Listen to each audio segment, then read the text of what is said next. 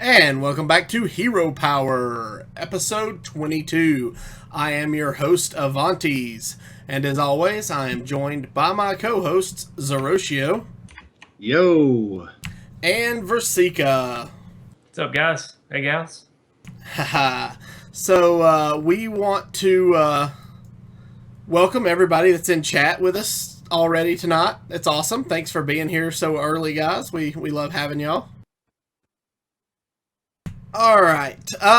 So let's start off real quick by talking about our partner, Viforce. Versika, what do you got?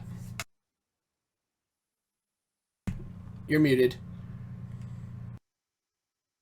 Oh man, dang! I was talking to mute. Okay, so you guys know I'm kind of in the market for a new machine, motherboard issues, and also I'm trying to figure out what I want. I was really taking a hard look at the Impulse, which is our partner Viforce Gaming's top of the line machine. We'll get back into that. I'll go into details with it a little bit later. But it's a high-end gaming machine. It's at a great price. It's got a wicked looking case, and if you want to check it out after the show, just go to heropowerhs.com, and there's a link to Viforce's page right there on. Just click on that link, and it'll take you right to where you need to go. Absolutely. That's awesome. So yeah, go check that out after the show. Not right now, after the show. Got it? All right. So let's start off with our week in review. Zeroshio, I know you have a lot to say about this week. So Versika, let's start with you. Oh, what? You guys are throwing me off. I spent most of the week playing the recipe deck Totems. I made a couple of changes with it and actually pushed.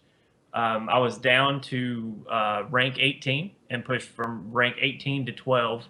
I changed out 2 cards, so it's been a shaman week. Awesome. I know personally I've been trying to catch up. I actually got up to rank 12 or 13 playing aggro paladin. Salathiel in chat was over at the house this week, and he and I were discussing Hearthstone, and I built him aggro paladin and showed him how to play it on his account, and we got him up quite a few ranks before he had to leave. All right, Zeroshio, let's hear it. How is the run to legend going, sir? I haven't really done much this week. Whatever. It's spring break. It was spring break. We were in spring break all last week, so I only got about 8 to 10 hours of Hearthstone in a day. I have been grinding extremely hard for about 10 days straight. I will tell you this, it is a lot of hard work. I woke up one morning ready to make the push that first Monday, and I went from 9 to 3 in like 2.5 hours. I was on a gangbuster roll, was hot, just hopped up, excited. Took me a little lunch break, came back, went from 3 to 7 in about the same amount of time. Then I fought my way to 5, then back to 7, then back up to 3, and then all the way back to 9, and then back up to 2, and then back down to 5. And it has literally been a roller coaster. And I want to give a huge giant shout out to our friend from Hearth Coach, Fred, who has along the whole way, just about the whole time I've been on, has been just spectating me, giving me little critiques here and there, plays I might have been able to do a little better as. I've been playing aggro paladin for the most part. I did switch a little bit here and there, but found aggro paladin had my best win rates and gave me my best streaks. I am currently at rank 1 with 1 star with 24, little over 24 hours left in the season. So the push is not done. So I'm going to try to make it. No promises, but tomorrow night's going to be a big push, and I'm trying to go for Legend. Nice. Tomorrow's another day. You can. We believe in you, sir. You can do it. I will say this: there were a lot of times that I just wanted to uninstall Hearthstone and never play again. It felt horrible. But Fred, again, a huge shout out to him. He just said, "Hey, he'd tell me, hey, I think it's time for you to take a break." Or he'd ask me, hey, do you feel it's bad matchups or bad plays? I'd say it's bad matchups. He'd say, well, go get something to eat, get your drink, do something else for a couple hours. Let those decks flush through and get past you and then get back to it. Because sometimes you're just going to do nothing but face control as an aggro deck, and there's nothing you can really do for some of those wins. They're just going to lock you down. Yeah. So in chat says you have to believe. Oh, no. Yeah, it's funny. That happened to you. I'm actually, my next blog post is going to be on knowing when to say when to take a break, when to change it up, what to look for, all the signs, all that good stuff. So I may pick your brain a little bit later. That's probably something I should read, because I literally would get on a hot streak, and I'm drinking here's my big giant. This is my Legend mug. It's for me to not have to leave too often. And I would make a huge streak up to like rank 3 or 2. And then, of course, because I've been drinking from the huge mug, I've got to go take a break, a minute or so. And then I come back and go on like a 7-game losing streak. So I was afraid to go to the bathroom for the fear that I would go on a losing streak. Oh, all right. Well, so sounds like you've got tomorrow planned out. Good luck. We know you can do it. So just get in there and give them what for. I will say this, and those of you that are part of the Legend of the Innkeeper Facebook group will have seen some of these posts already, and I post them on Facebook. I had a series of matches that I went against Fibonacci, and I beat him. And when you're at that rank 2 and rank 1, you play a lot of Legend players, and I mean a lot. And I played against a bunch of pros that I've seen in the top 100 Legend. I played a couple that were like 443 Legend in the top 500. I played against Tides of Time, who was currently at rank 1 with me, and he beat me. It was a very close match. I played against BAVA, who's also been high-ranked Legend and been in the tournament scene a little bit. I was able to beat him. Some of them I beat, some of them I didn't. But I'm seeing some of the big names. So to me, if I can't pull it off, it's a huge accomplishment just to be able to compete with those names. Absolutely. Well, that's got to say something about your MMR. Yeah, and a lot of people that don't know what MMR is, that's your match rating. The system tries to match you against people that have a similar win rate within your ranking. Now, for the most part, the ranking is the MMR, but if you're in rank 1 with somebody else, usually they're going to match you with somebody who pretty much wins about the same percentage as you do total. Yeah. So that tells me I'm obviously doing something right. I think my total wins in ranked is just under 5,000. So I mean, this is the highest I've ever been. I actually got all the way to rank 1 and 4 stars before I dropped down to 3 again. And I did that while Legend of the Innkeeper was going last night. So I probably didn't have my focus completely, and that was probably a bad call on my end. But yeah, I think I'm going to make the push again tomorrow, and hopefully I'll have that Legend card back for show next week. Nice. All right.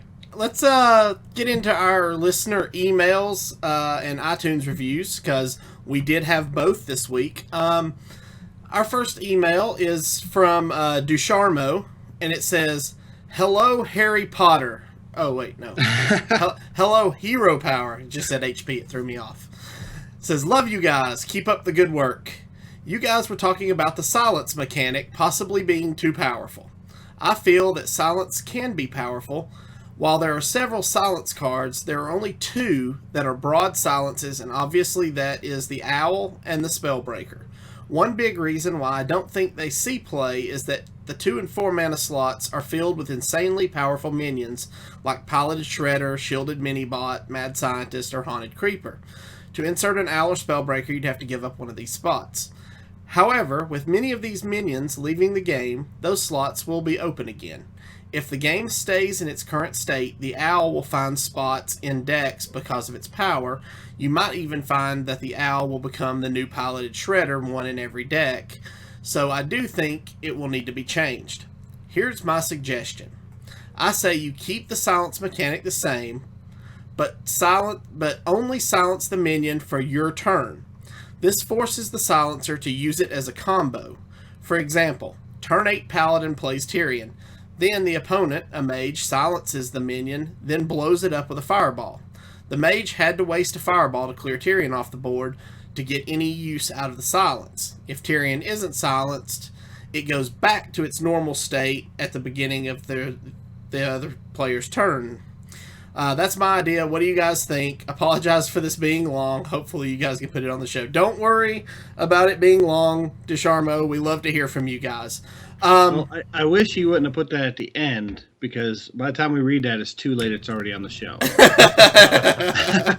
So, Versika, you wrote an article about silence is golden last week, I guess it was, before our last show. So why don't you go ahead and take a crack at this first? Okay, well, I actually agree with what Matt at Arms said in the chat.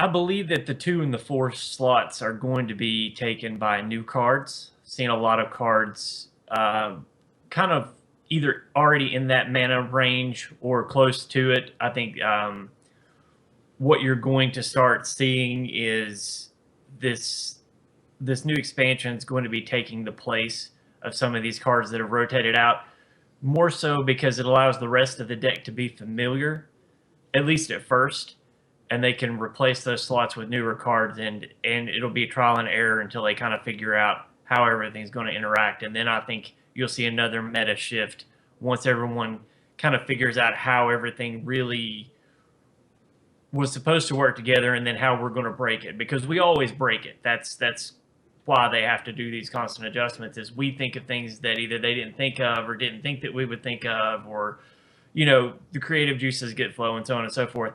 As far as the mechanic itself, I think the lack of play, I think that speaks for itself. I don't think players value silence quite as highly as I feel they should.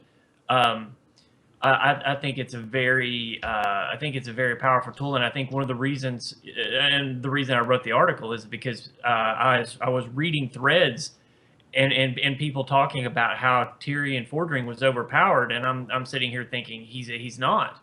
If anything, he's one of the least powerful legendary class minions, because he's susceptible to silence when only one of the other minions actually is. All the other minions, their effects happen the turn they hit the board. He actually has to wait for his, to really get true benefit out of it. So I think that silence, because it is more of a control mechanic, has fallen by the wayside because we're in an aggro meta. So I think once Goblins versus Gnomes leaves and Nax leaves, I think you're going to see a shift back into at least a mid-range, if not a control-based meta. And I think then you will start to see silence being played in more decks. I think the power of silence is going to become a little more obvious. I think the problem with the Owl isn't not necessarily that it silences. I think that it's 2 mana cost for a 2/1 that silences. I think it's got a little too much value. So I think a better nerf would be perhaps make it a 3, or keep the 2 casting cost, but maybe even make it a 3 for a 1/1 that silences. Then you don't get the trade value on the board. You're getting that silence plus a body on the board that trades well into early game minions. Then same with the Spellbreaker. Yeah, he's a 4/3, but he's a 4/3 for 4 that silences. So maybe you drop him to a 2/3 for 4 that silences, and I think that that's a better nerf for those broad silence cards. Um, and I think you start with that. And then if you find that the mechanic is too powerful, that it is too game altering, then you actually take a look at the mechanic. But I think right now, I think it's more focused on just the Iron Beak Owl. And I think that it's all about that value. It's the same things with Big Game Hunter, which we had a discussion about today. It's not that the Big Game Hunter's ability is too powerful. It's that you're putting a 4/2 body on the board that kills a 7+ attack power minion for 3 mana. It's just, it's too much value for the mana cost. So how do you fix that? Well, you either increase the mana cost or you decrease the stats on the body when you put it on the board, or you do both. Silence, I think, falls in the same category. Yeah, and I'm pretty much in the same frame of mind. It kind of brings up that if you had a spell that was 0 mana, 1 mana, 2 mana, it doesn't really matter, and said destroy a minion with 7 or more attack, how often would that get played? I think people would still, regardless of the mana cost, even if it was 0, they would still play Big Game Hunter because it comes with a 4/2 body. The problem in my mind is not the silence effect. I think the silence effect is good, because obviously the 0 cost silence priest spell doesn't get as much play as an Iron Beak Owl. So I think it's the body that comes along with the silence. Obviously, Iron Beak Owl, 2/1 for 2 mana. You mentioned the Spellbreaker, and of course the big one that's in contention right now is Keeper. And the reason it's in big contention is because it's a 2/4 body that can either silence or do 2 damage, which is very versatile. Yep. And that's Keeper of the Grove, which is a 4 mana druid minion. The fact that it has that body to go along with a versatile effect that you can choose to silence or do something else.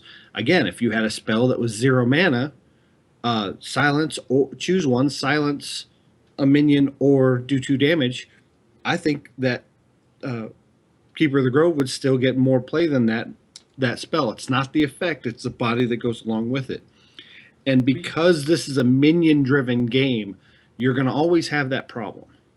And Keeper of the Grove is a perfect example of what we're talking about. You have Living Roots, which can give you 2/1/1s or do 2 damage for 1 mana, and then you have the Iron Beak Owl, which silences and puts a 2/1 on the board. So technically, you can do both of the things that that Keeper of the Grove does for 1 less mana, but it takes 2 cards to do it. So while it costs less in overall resources, you're having to use 2 cards to accomplish the same thing because you don't know which one you're going to need at which time. Keeper of the Grove allows you to do either or, plus put the 2/4 body on the board that trades well with almost all the other early game minions. It's just too much value. Yeah, and that's another reason why you usually see a 1 of Iron Beak Owl, and you almost always see a 2 of Keeper of the Grove because of the versatility and the body. Now, to his point of having an effect of silence until the beginning of your next turn, that actually may not be a bad idea for a certain variety of minion. Maybe a higher value minion that's not getting such a mana cost cut that only silences temporarily. Now, based on the way they run the program, they would have to write in a special circumstance for that for temporary silences, but I'm pretty sure they could. But I don't think that should replace the silence effect. Yeah. Well, and just to kind of jump in on the end of that, I'm not meaning to cut you off there, but I think if they do change the silence to where it only affects 1 turn, I think that vastly changes how powerful Tyrion Fordring is, because then at that point, you don't have a hard counter to Tyrion Fordring. Whereas you have a counter to pretty much everyone else. Really, at that point, it's Polymorph or Hex. So, the risk versus reward for putting Tyrion in your deck really swings way over to the reward side, and then it is a no-brainer, and then you have a problem. Yeah, and I was going to say, I still stick to I would like to see an unsilenced mechanic. So if somebody silences something, then you can unsilence it and return it to its previous state before it was silenced, or back to its original state if it was buffed. Yeah, You return it back to I its don't original know. cast. Yeah, I don't know if putting all the buffs back on it would be something that I'd like to see. I Right. definitely think it should get its original text. Now, But see, you have something like that. yeah, but Shaman people choose has not to play them. yeah, Shaman Uh, has was it ancestral healing? Well, yeah, you got Ancestral Healing, but you've got neutral cards that do it too, and Youthful Brewmaster and Yeah. his counterpart. You're just having to spend resources to do it. So And card why slots, not yeah. just go ahead and put those in? That's your unsilenced mechanic right there. Yeah. Yeah. And it puts a body on the board. Absolutely. Absolutely. All right. Thank you for the email, Ducharmo. Guys, we love hearing from you, so please keep them coming.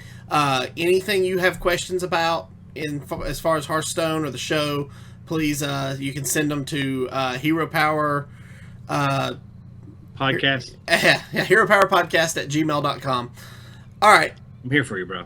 5-star iTunes reviews. Our first review this week was from Seleucus, and he says, I tune into Hero Power every Wednesday night when I get a chance. The guys do a great job explaining new decks and do a couple live games showing them off.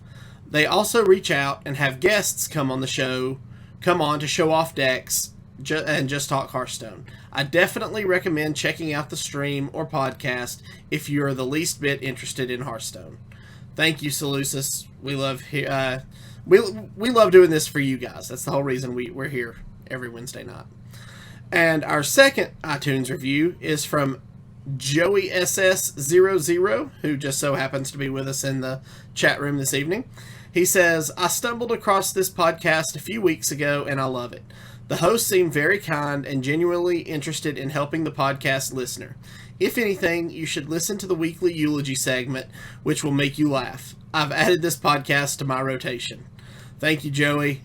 We also love the weekly eulogy segment that's sent in by listener AC. He does a great job with these, and we've got another really good one for you guys tonight, so stick with us. All right, news time. We had two really big tournaments this weekend. We had both the Hearthstone Winter Championship for the Asia Pacific region. Which happened while I was asleep, but the VODs were great. Yes, yeah, those events, because even though they were played in California, they did them on the Asia Pacific time zone. So like those events started at like 11 p.m. Eastern and went overnight, and they were usually done by 6 a.m. And if while you I remember think that this, is great, you know those hosts had to be feeling it. I mean, Oh, they yeah. are troopers for having to go through that. but if you remember, they actually did this for the European Championship as well. It started a lot later in the afternoon than normal, or was it earlier? It was earlier. Yeah, it was a lot earlier. I'm sorry, Yeah. to kind of match up with their sleep schedules. And I like this, especially when you don't expect these people to come over to the United States and actually have to spend a week climatizing to the time change and jet lag, and then have to go back and do that again when they get home. It's really nice that the casters and the crew are willing to make this accommodation. Yeah, Brian Kibler is still recovering, as Matt at Arms said in the chat room. It's been so funny to watch him on Twitter this week. He's got bags under his eyes that could carry luggage for a family of 12.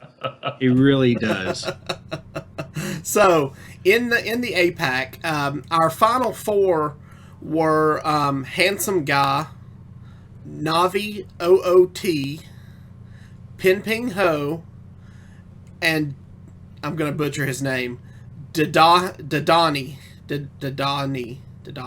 yeah. So anyway, it ended up being Handsome Guy versus Navi and Pin Ping Ho versus Dadani. And I know most of us here are Pin Ping Ho fans. Oh, yeah. Yeah, I they love did me bring some Shaman. Pin Ping Ho. Yeah, the Shaman King. He was But a fucking shaman. That's why he didn't make it. the Yeah. the two finalists, Handsome Guy beat Navi 3-2, and Dadahani beat Pin Ping Ho 3-1. So our finals match ended up being Handsome Guy versus Dadahani. Now, I watched this match on the VODs, and it was amazing. Handsome Guy won the first 2 games decisively. Like, game 1 was over by turn 6. That's how, I mean, he just went in there, took care of business. Dadahani was left with only his Druid deck at this point, and he reverse sweeps 3 wins with Druid. Now, who else here thinks Druid needs nerfed? Not me, because I play Druid. Not me either. I think what you saw was that he had a deck designed to counter what most of the people were bringing. You have to win with all 3 decks anyway, so why not throw the 2 out that you suspect probably aren't going to do as well, and maybe you still win. But your final deck, it's the one that you're banking on. I think that's why you started seeing reverse sweeps in these types of tournaments. You plan one deck for the meta. It's a meta counter, if you will, and then you have 2 other decks that you hope that you can win with, depending on the matchup. And I think that's what you saw. I think it was well designed and well planned. So no, I don't think Druid needs a nerf. I think that I think it's going to get one anyway, though. Well, I'll tell you this: Druid in the Americas and the European Championship was one of the most brought classes, specifically mid-range Druid, and it also against non-Druid opponents had one of the lowest win rates. So obviously, the European and the Americas players have figured out how to tech against Druid and beat them. And as a Druid player, I can tell you the best way to tech against them is to know when to save your big removal, because really, if you save that up, you can get rid of their key cards and keep your health total up enough. They just can't beat you. Obviously, Handsome Guy realized that the Asia Pacific players have not figured out how to counter Druid yet. So it was very, very smart for these players to figure that out. Now, Handsome Guy has been in the scene for a little while, and he's placed high. It's nice to see him get a solid win. Obviously, I was rooting for Pin Ping Ho, and I hope he can come into the spring championships or the last call like he did last year, and get his way to BlizzCon. Yeah, now, Handsome Guy and Dadani are both Koreans, and they actually practice together.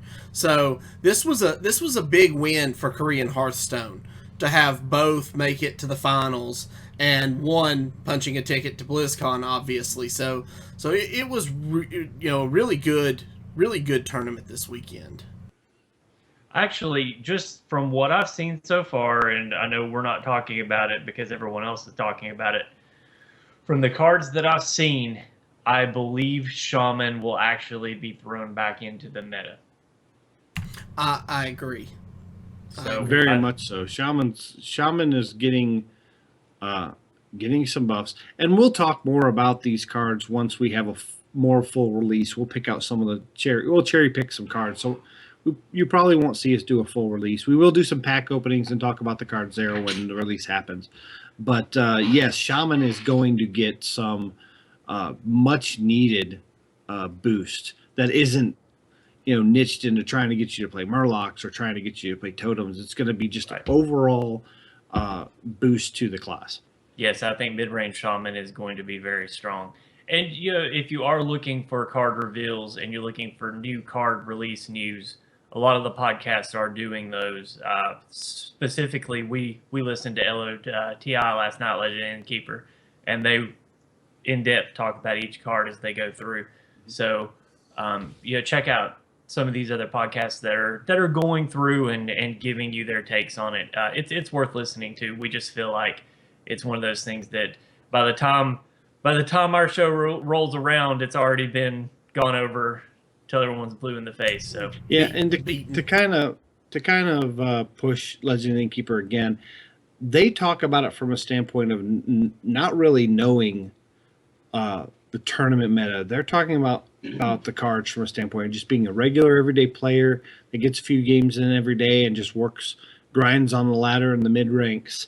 And I also like they also focus on the artwork and the hard work that the artists take to actually make some of this artwork for the card.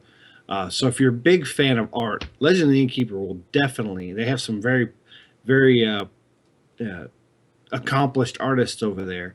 One's an art teacher. The other one runs a stream that highlights her art. She's very good. But definitely check out that show. Yeah, and I thought that the breakdowns on Coin Concede and Well Met were really good this week too. Oh yes, yeah, very much. Very much. So, if you're looking for another couple of podcasts to listen to this week and you haven't caught those shows, they're worth giving a listen to for sure.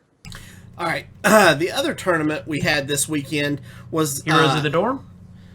Well, that happened this weekend too. I know we're a Hearthstone podcast, but that's what I was watching. All right, congratulations to my UT Vols going to the Heroic Four. So excited for these guys. The University of Tennessee does not have an official esports division.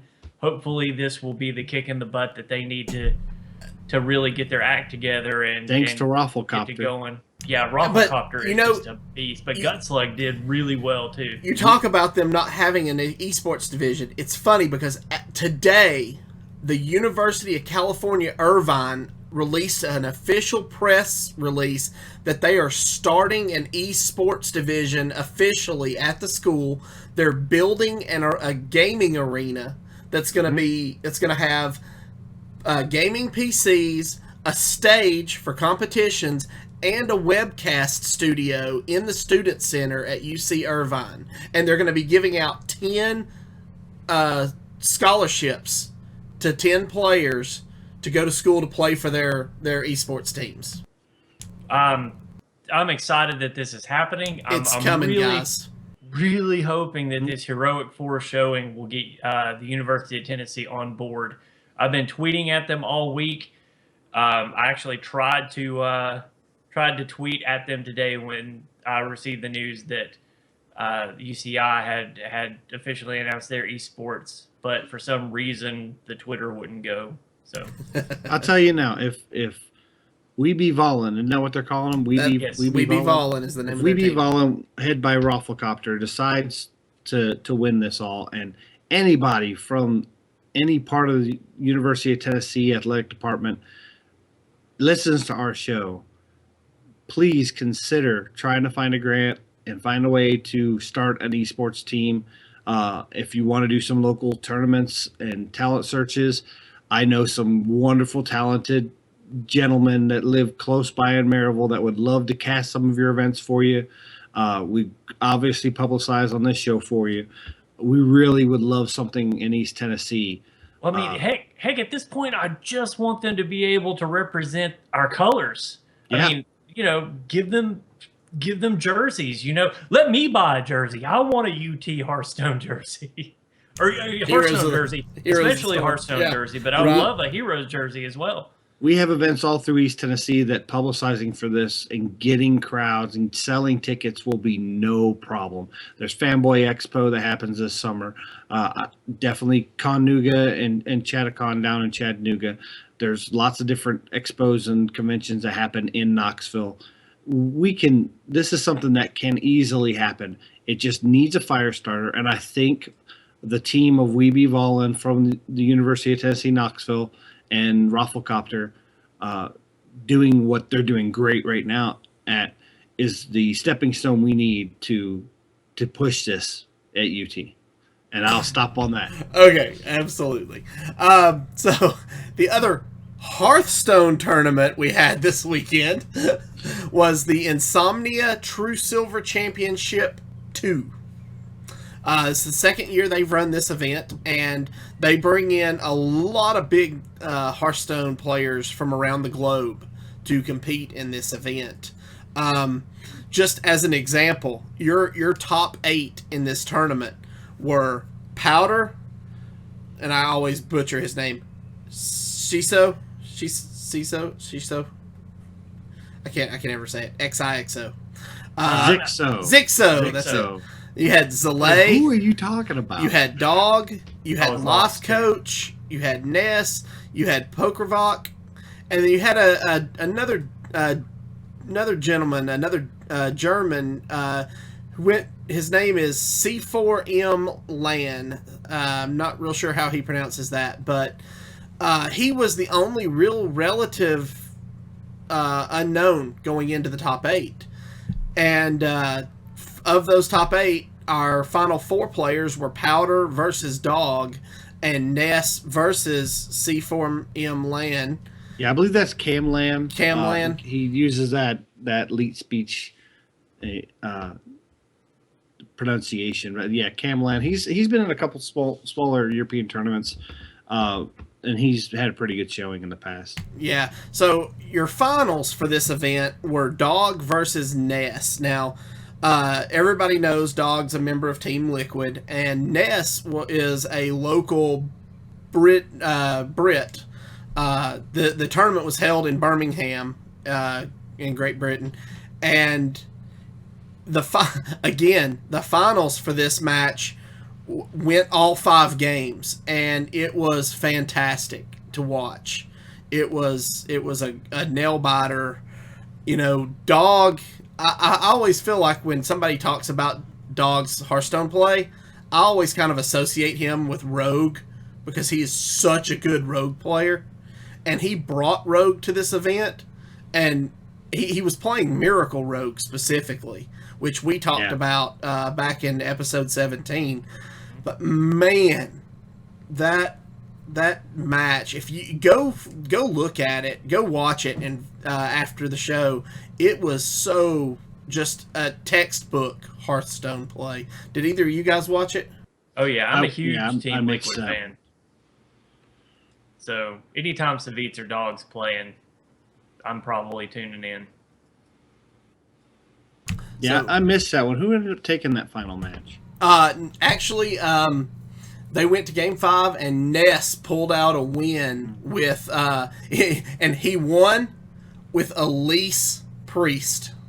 You'd be proud. Yeah, and if I'm not mistaken, and because I remember reading on this, I believe it was a similar deck style to Kalento's Elise Priest. I know there's a couple big lists going out there that Kibler did and a few others did, but Kalento's Kalento's Elise Priest is what got me my Golden Priest this month, and it's a very good deck. It's got a high win rate, but it's a high level of skill. But your decks, the games take forever. Yeah. I will say this: I want to give a big thank you to Dog for competing in this tournament, because last season I was pushing for Legend, and I faced him 3 times on the ladder and lost all 3 times. So because he was busy doing this, I've been able to do my grind and not have to face Dog. And I want to give a big thank you for not being on the ladder this week. I think, and no one wants to come in second. A lot of people say second place is the first loser, but I thought the way he handled it, the way Dog handled it, it just made me like him more. It was super classy. It was just watching after and seeing how he interacted and how he dealt with it. It's how it should be done. He showed you how it was supposed to be done. He showed you how to play the game, and then he showed you how to handle it when it doesn't turn out the way you want it to. So, yeah, it was very, very good, very well played. One Ness, thing I wanted to mention on with Dog is, and I don't mean this in a negative fashion at all, he does have a long history of a lot of second place finishes and runner-up finishes. And this doesn't mean he can't win tournaments, because he's won a couple. But to be that consistent, to constantly go to the finals or semifinals of big name tournaments over and over and over again, that's a high level of skill. And he also constantly gets up high on the ladder and qualifies for these invitationals and these opens that that require you to have a certain number of certain ranking on the legend ladder that season. So big props to Dog for just constantly competing. And one of these days, I think we're going to see him at one of these big tournaments. I know he doesn't enter some of the bigger tournaments because he's so busy with other tournaments. He probably plays in more tournaments than most people in North America. Yeah, and I'm sure it's not a title either one of them want, but both he and Chalky both have a tendency to do really well up until the semifinals or the quarterfinals, and then usually they'll get knocked out by either bad matchups or like this last tournament, Chalky just completely drew dead with his Shaman, which is a tendency for that deck. Um, so combination of bad luck and bad matchups, the stars are going to align, and both of those guys are going to take it home. And once they get the monkey off their back, I think you're going to see both of these guys really become. They're already dominant, but I think you're going to see them become super dominant players. I think they've shown that they can adapt and change with the time, and I think that's what you need to have a lasting career in Hearthstone. Yeah. So Ness ended up winning, taking home the trophy along with $10,000. But the big thing is he also got 15 Hearthstone Championship tournament points, which guarantees him a slot, a chance to qualify for the spring preliminaries, which are coming in May. So that'll be big. You know, that's, I think they said you have to have at least 10 points to qualify for the preliminaries. So congratulations to Ness. All right, this week's Tavern Brawl. This week's Tavern Brawl is you must be this tall to brawl, because I'm not tall enough. I did win my Tavern Brawl, but I'm not tall enough. So what it is you have to construct a deck with all of your best spells, but the brawl is too intense for small minions. You may only use minions that cost 7 or more. This is a really unique and fun take on this Tavern Brawl. I've had a blast with it. I just happened to roll Druid myself, so I could ramp into the big creatures. But as I was saying before the show, my MVP was Raven Idol. One mana, go find a low cost minion, drop it on the board, beat them with it for a few turns before they get something out. It can really turn the tide pretty quickly. But then Druid just has a lot of big taunters, so I use that to my advantage. Zeroshio, what did you do? I went Shaman. I channeled a little Versika and went Shaman. One thing I was trying to push forward, especially if I had to coin on turn 6, this was great, is to be able to throw out Ancestral's Call, which takes a random minion in each player's hands and put it right into the battlefield. And then I followed up with a Hex. And Hex whatever they got out of their hand, which will not use its battle cry. And then on top of that, they now no longer have that big minion. Slows them down in their tracks, along with Feral Spirits and a couple early game things and some direct damage spells and silences with Earth Shock. It just was really good. Now, a popular deck I faced against was that no minion priest deck that pretty much did every single possible spell that controls takes things away from your opponent and entombs and things like that. While I got an early advantage with them putting nothing out with Ancestral's Call, I ended up get stopped with all the removal they have. But I had a lot of fun. The one thing about this brawl that I am worried about with the new set coming out is when Standard happens, how easy is the deck building going to be? And obviously they got to be testing this out for the new deck building, where they let you make a deck and they only give you a certain types of cards in your deck building session that meet the criteria of this brawl. And that also can be used for if you're building a specific standard deck. So I'm hoping they use this tool to maybe allow you to go, I want to build a standard deck, and it only shows you the cards that you can use to make that deck.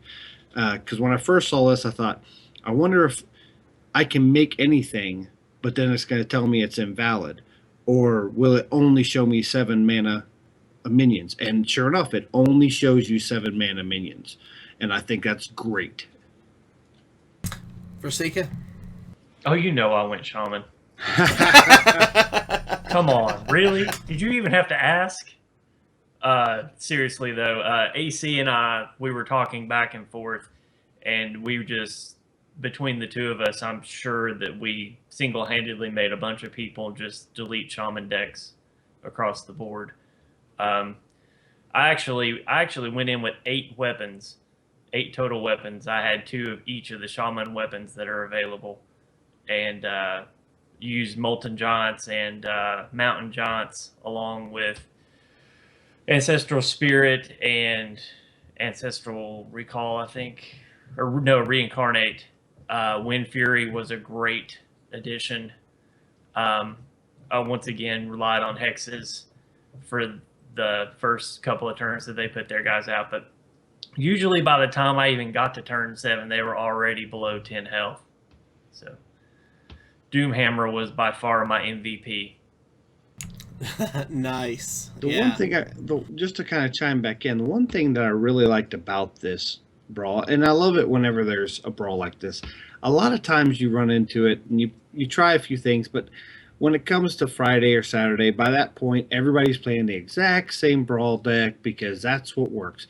Well, I'm learning with this one, you can play a token style deck, going like maybe Paladin or even Shaman with totems, and do things that summon minions and kind of swarm your opponent early.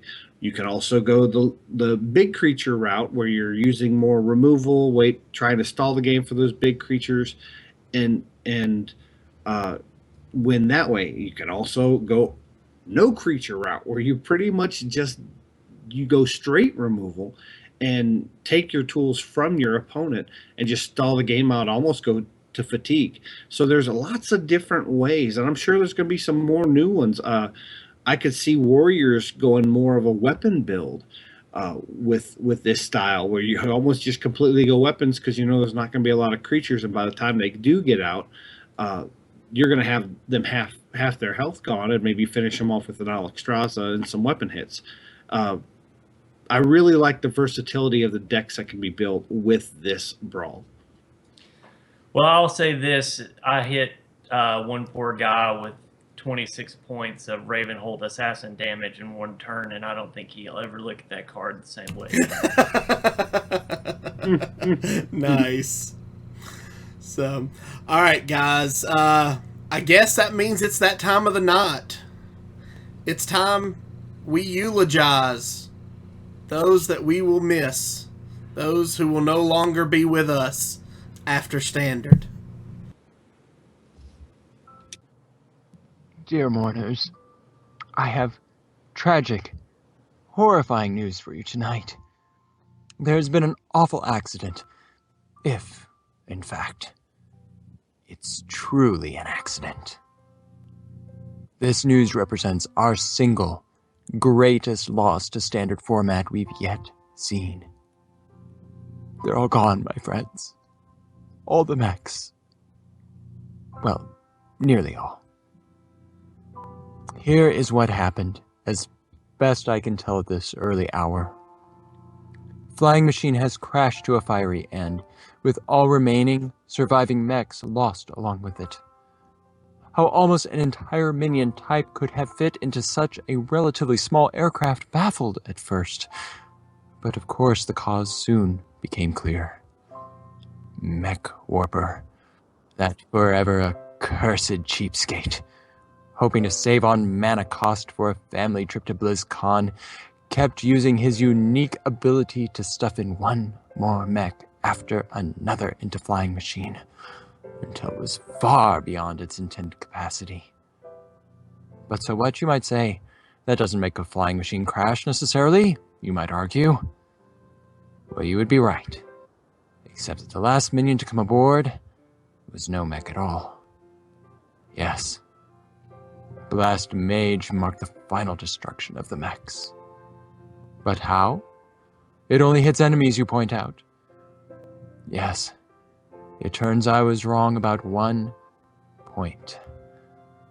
The boom bots were not initially destroyed, but survived. And those two, away from the supervising gaze of Dr. Boom, turned dangerous and feral and began to multiply and multiply. When Blast Mage, unable to help himself at the sight of so many lovely mechs, began to fire away, each blast marked another boombot triggered, and in turn another poor mech hit. But that is not all, my friends. Among the twisted, flaming metal ruins were those faithful mechanics. Tinkertown Technician, Gazlow, Cog Master. You could fix much, my little friend. But it turns out that you could not truly fix anything. Yet in a small semicircle around the disaster, some small hopes yet remains. There, Manipulator Claw holding Manipulator Claw, a small vigil of survivors remains. Alarmobot, Demolisher, Harvest Golem, Clockworker Knight, and GorillaBot A3. By the way, can someone check in on GorillaBot? I think he slipped a cog because there's no way he should actually be wanting real bananas. Oh, and Mechanical Dragonling, that forgotten mech stepson who will only arrive if Dragonling Mechanic deigns to show her face with those campy steampunk goggles. Who knows what comes next? It hardly seems that Standard can wreak greater havoc because, yes, my friends, I believe this is no accident. All we can do now is recite their names. And remember, I will not rest until all their names have been spoken. Mechanical Yeti, Spider Tank, Anodized Robo Cub, Mech Bearcat. My, this does go on. Snow Chugger. Soot.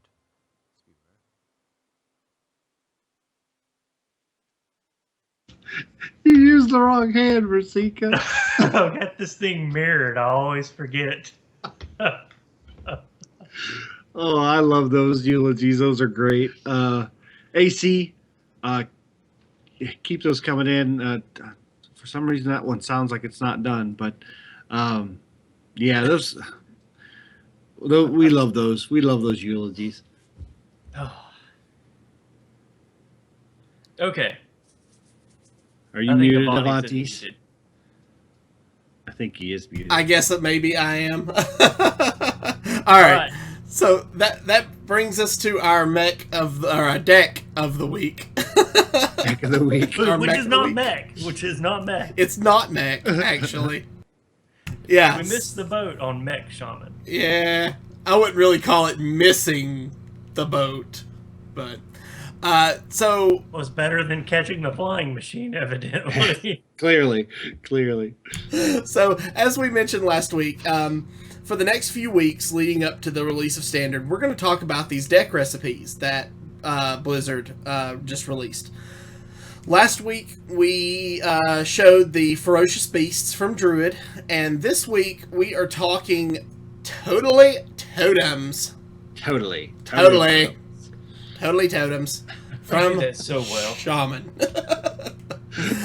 So, if you've not seen this deck, it consists of 2 Earth Shocks, 2 Lightning Bolts, 2 Rockbiter Weapons, 2 Tunnel Trogs, 2 Flame Tongue Totems, 2 Totem Golem, 1 Feral Spirit, 2 Hex, 2 Lightning Storm, 1 Mana Tide Totem, 2 Tuskar Totemic, 2 Draenei Totem Carver, 2 Fireguard Destroyer, 1 Doomhammer, 2 Thunderbluff Valiants, 2 Fire Elementals, and the Mistcaller. So, as you can see, when I took the screenshot, I'm actually missing 3 of the cards out of this deck. But luckily, our resident shaman maestro Versika has them, and he's going to be driving for us. So, Versika, why don't you tell us a little bit about how this deck plays? It's if you're kind of an old school Hearthstone player, it plays a lot like a tempo shaman, like the old tempo shamans. Um, Pretty much it's all about board value. You have to keep the board clear. You use your minions to manage what's on the board, and then really it's your totems that end up doing the main bulk of the damage. Over time, um, they're forced to deal with your minions, the fire elementals, um, Tuskar Totemics when they come out. Usually get rid of those. Everyone's scared to death of Flame Tongue Totems. Totem Golems at 3/4 is hard to get rid of. And then you've got your Spectral Wolves, which have taunt that they have to go through. So by the time you really get, if you hold your Thunderbluff Valiant, by the time you actually get to him, they don't really have a way to remove him, and then you just start blasting them with totems, and usually by that point there's not a whole lot they can do about it. So you just pretty much win by I won't say attrition, but you pretty much just you keep the board clear. Use your early game minions to manage the board state, and then you just overpower them with totems, which, by the way, every time you hero power with Thunderbluff Valiant, if you're not familiar with the card, all your totems get +2 attack. So the longer a totem is out, the more powerful it becomes. As you're hero powering, you put the totem on, and then the Thunderbluff Valiant's ability takes place. So every totem you put out at that point, it starts out as a 2/2. And or in the case of the fire totem, it's a 3/1. But it's fun. It's fun, and I played around with it a little bit. I can't help but tinker with them, and I actually played a variant of it, and gained 5 ladder levels with it, 5 ladder ranks. So, Nice. And another thing, Amnesiac was playing a version of this in Legend. oh, awesome. I was watching him play, and he was actually winning like top 100 Legend when he was there. He was tearing it up. So you mentioned you kind of play this, you pretty much tempo the game out, right? Yes. It's all about making the value trades, and maybe so it's like a slower zoo style of play. Keep the board swarmed and just keep managing the board, making value trades. Yeah, you don't really even swarm the board, because Mist Caller, and that's Mist Caller is a card that I'm not familiar with. I actually didn't have it crafted until I found out we were going to be running this deck. I dusted my Golden Baron Geddon just to get him. Yeah, I know. But Mist Caller, he gives all of the minions in your hand and your deck +1/+1. So you actually want to hold those back. You have to kind of walk that line between overloading the board and getting value out of Mistcaller. Because remember that Mistcaller, if you play him, makes Fire Elemental then susceptible to BGH. Gotcha. Also, when you're playing Priest, keep in mind that your Draenei totem callers, when they have a totem, they actually get the +1/+1. So it's actually better to play the Draenei totem carver without a totem on board, so it stays a 4/4, and it makes it harder to deal with by the Priest. Little things like that. Placement of your Flame Tongue totem is super important. It's high level. I feel like this is a high level shaman play deck. You can be very effective with it if you really know how to position like a shaman player is supposed to position. And once you learn how to use the weapons at your disposal, I feel like this deck can climb really well between 20 and 10, and probably a little after. And as Amnesiac showed, it's also with a few small changes available for or competitive in the Legend ranks as well. All right, so I guess we will check this deck out now and during our play portion. So for those of you who are new, stick with us if you're joining us on Twitch or YouTube. We're going to do our live play portion of the show now. If you're listening via the audio podcast, we'd like to thank you for joining us. And remember, you can follow us on Twitter at HeroPower_cast. And you can find our past episodes on YouTube at youtube.com/ECMMOGamers or on our website, www.heropowerhs.com.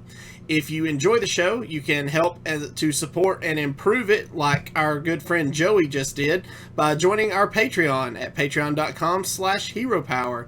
And as always, we will see you all again next week. And don't forget to use your hero power. All right, so while we're making the change over, I am going to kind of jump back on the Viforce.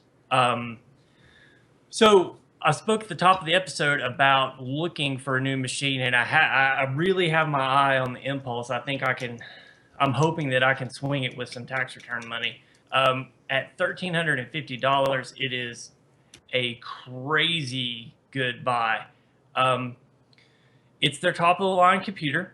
It features a 4.0 gigahertz 8-core processor, GeForce GTX 970 graphics card, 16 gigabytes of RAM, 120 gigabyte solid-state drive for the operating system, and a 1 terabyte 7200 RPM storage hard drive. And it comes with the Windows 10 Home Edition as well. And the case is just fantastic. I love the case. And actually, those are made here in Knoxville, so they're made locally. I just found that out today on Twitter. So that's really awesome. You're supporting local business as well.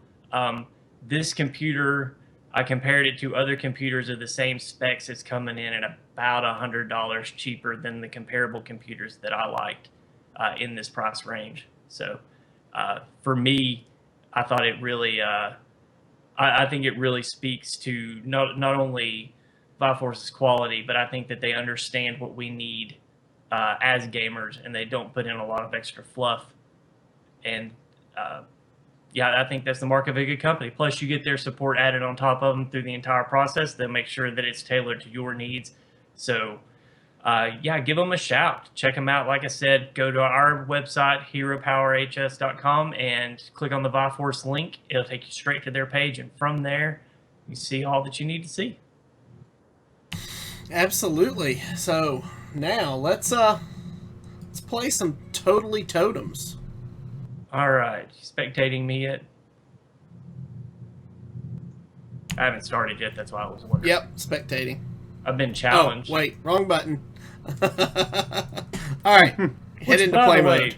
Real quick, while we are finding an opponent, I do want to thank Divine Scar, who got in touch with me the other morning as I was working through this deck and some of the versions of it that I would eventually use to climb the ladder. He really helped me kind of work the kinks out. So huge shout out to him. Thanks for helping me out there. Okay, so this is not really a great opening hand. It looks good, but for what this deck wants to do, actually, it's another Shaman. You really want to try to get a Trog early, because part of where I found success with this deck is making them think that it's the aggro deck. So I'm actually thinking we should probably throw back both of the destroyers and probably the Hex. What do you guys think? I would definitely keep the Tuskar and the Hex, yes. I agree. I like the Hex against Shaman. All right. It's great that we've got the coin. Coin helps. Definitely helps now. 2 Tuskars early. That's going to be fun for him to deal with. And he is playing the aggro Shaman, so that'll be fun. Yeah, so we'll go ahead and pass this turn. Yeah, next turn we can coin Tuskar or see what the board state looks like. Yeah, and actually, someone asked me earlier why they were nerfing Leopard Gnome. When you take a look at Leopard Gnome, it's 1 casting cost for a 2/1, which is the card that he played. It's Death Rattle, deal 2 damage. So 9 times out of 10, you're getting at least 4 damage out of a 2/1 for 1 mana, which is better than Lightning Bolt, which is 1 mana for 3 damage, and you have to overload. I'm actually thinking of Earth Shocking this. Earth Shocking the Leper Gnome, you mean? Yep, I'm thinking Earth Shocking the Leper Gnome. And Yeah, he's going into turn 3 with only 2 mana. That may slow him down a little bit, and that'll give us a Tuskar next turn. Yeah, because I'm thinking he'll just take out the Tuskar, and then he'll clear the Totem with the Totem Golem, and I'm still going to take the 2. This saves me 2 damage, and there's really not going to be a lot to use the Earth Shock on in his deck. Earth Shocking Leper Gnomes is one of my favorite pastimes. Yep. So the Earth Shock prevents me from taking the 2 damage from the Death Rattle. So I'll pass the turn to him. He's going to smack me, of course, with the Totem Golem. And wow, he's searching for a Tunnel Trog as well. Okay, so turn 3, we have 3 mana. You know what? I'm actually tempted to coin out the Totem Carver here. It takes care of the Totem Golem and forces him to try and do something with only 1 mana next turn, right? Or does he get 2? He gets 2 mana. But still, it's gonna force out something, and he still won't be able to clear it without using the Totem Golem too. Yeah, only I can think of is, what's the 5? Isn't there one that's 5 damage for 2 mana? That would overload him 2 more. Right, Lava Burst, but that's Burst. going to be 3. Yeah, He's not going to have 3 mana. It's 3 mana. Oh, it's 3 mana. Okay. Yeah. I'm not the Shaman player, obviously. He could possibly crackle, but he could roll a 3. Yeah, and usually the aggro Shaman likes to keep the crackle for face. True. So if I can actually bait it out here, that's not going to be a bad thing. I mean, even if he does Lightning Bolt it, that's a 2-for-1. Right. Because they'll have to trade in. He's just going to go straight face. Yeah.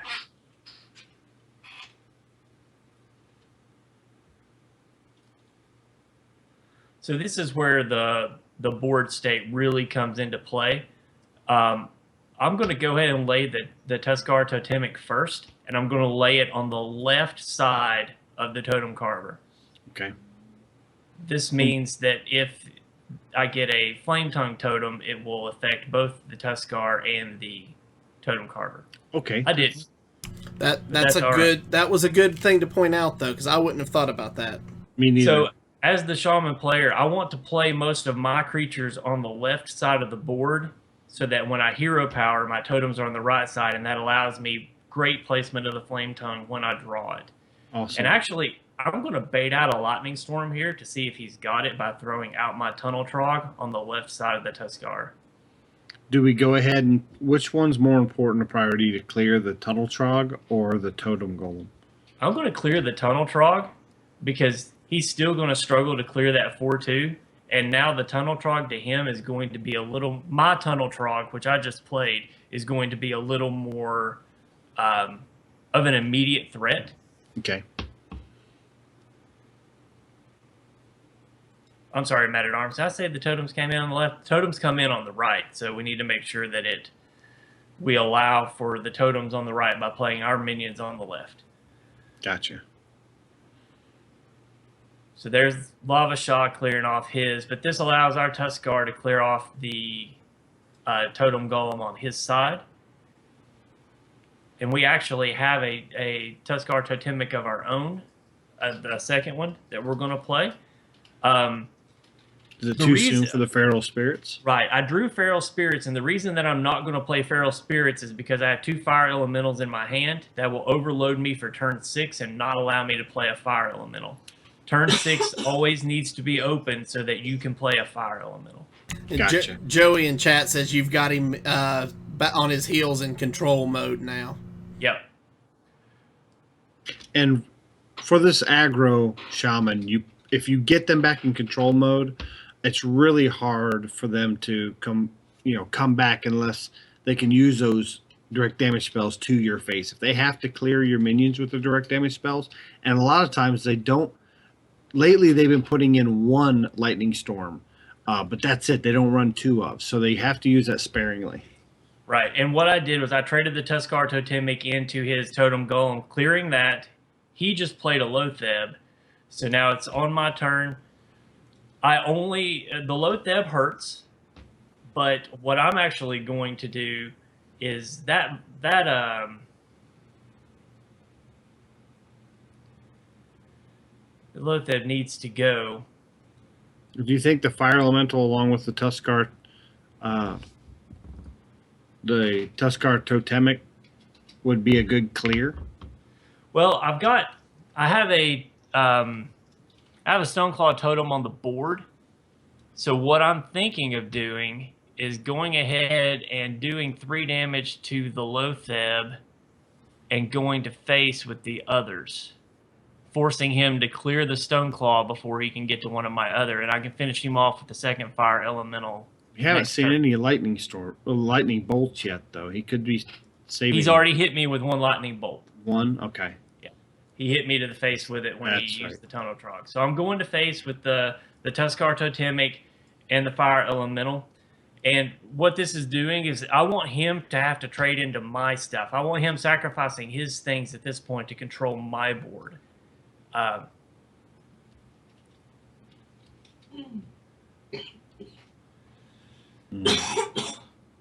And I do run 2 Flame Tongues in the deck.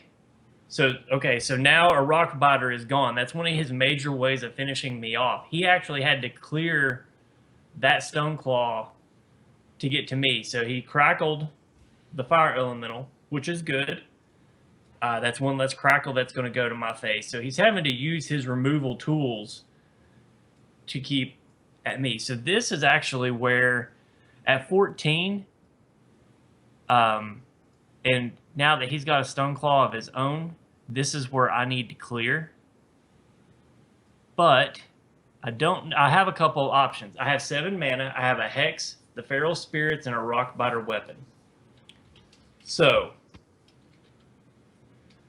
I think putting the fire elemental on the board puts more pressure on him. And that would clear the Lotheb. 6. It clears the Lotheb. And he's only got 2 cards in hand, so we can Rockbiter past the Stoneclaw Totem, and we then actually kill the. We can clear here, so that's what we're going to do. We're going to go ahead and clear. Fire elemental on the Lotheb. Tuskar Totemic into the Stoneclaw. Rock Biter on the Searing Totem. Clear the Totem Golem. We're at 14 life. He's at 25, but we have 9 damage on the board with a Healing Stream Totem. He's got 6 mana available. The only thing I worry about is the Spell Power Totem. yeah. Yeah. There's the Doomhammer. So now he's got the Doomhammer, so we're on a clock. Now's when we need to get those Feral Spirits out there. So now we put the Feral Spirits out. Yep. That'll give us that taunt. Matt said that was a good play last turn, by the way. Thanks. Do we go ahead and clear the Air Totem so that he doesn't have the Spell Power, maybe with the Tuskar Totemic? That's what we're going to do, but first I think we're going to play the Fire Guard Destroyer here. I expect to have to trade, or he's either going to clear these 2 next turn, and then we'll play the Totem Carver then.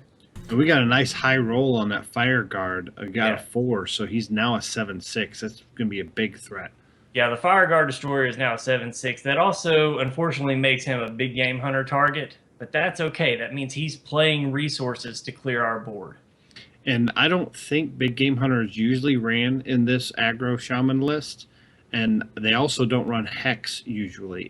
If they do, it's only a one of.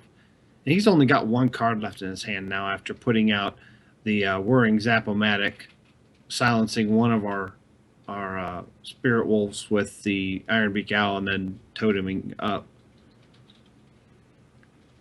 He doesn't want to take any damage. Okay, so the first thing that we're going to do is we're going to clear his Stoneclaw Totem. We're going to clear it with our taunted up Spirit Wolf since he silenced one of the Spirit Wolves. We'll do that first. I think we have lethal. I'm looking 7, 13, Yeah, we do. 16, 18. Yep, we have lightning bolt in hand. So now we just go to face. 7 from the fire guard, 6 from the fire elemental, 3 from the Tuskar totemic. See, it's a good thing we didn't actually trade that in, and we used that value, kept him Yeah. on the board. That is 2 smart.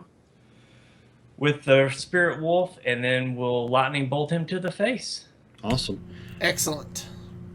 Just to kind of obviously we got that win, and that was really good, keeping control of that. Is there ever a situation where we're getting close to lethal, and we're managing the board that maybe we use the hex offense or defensively, hexing one of ours just to have a taunt?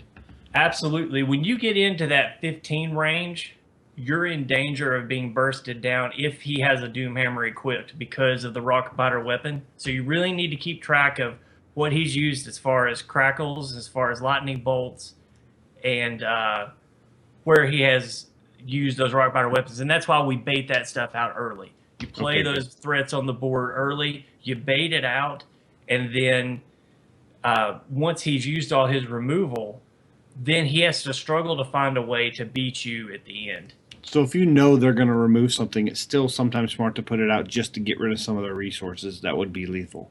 Absolutely. Okay. All right, so looking at this hand, We're against a warrior. Yeah, golden warrior. Yeah. So this guy's obviously played a lot. So we're looking at Lightning Storm, which isn't going to be very helpful to us unless he's playing Patron Warrior, which he Can be bad. Yeah. Lightning Bolt is going to stay in the hand. Totem Golem is going to stay in the hand. Mistcaller probably needs to go back. It's nice to have him in the hand early because that's something that you know you can play on turn 6. So you have that turn 6 play. We have the coin, so technically we could do it on 5. It's a warrior. If he's playing control, we have time. So I'll leave it up to you guys. What do you want to do? I would throw back the Mistcaller. I would also throw back the Mistcaller. Throwing back the Mistcaller. Keeping everything else, right?